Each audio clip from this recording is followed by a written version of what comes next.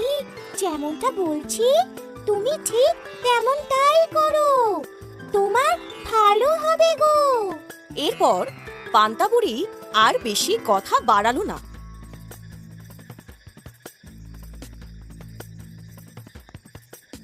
তারপর খাওয়া দাওয়া শেষ করে শিঙি মাছটাকে নিয়ে ভাতের হাঁড়ির মধ্যে রেখে দিল।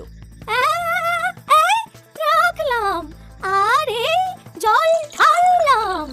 বুড়িমা যাও, তুমি এবার শুয়ে পড়ো গে। ঠিক আছে বাছা। এই বলে পান্তা বুড়ি গিয়ে আলো নিভিয়ে বিছানায় গিয়ে শুয়ে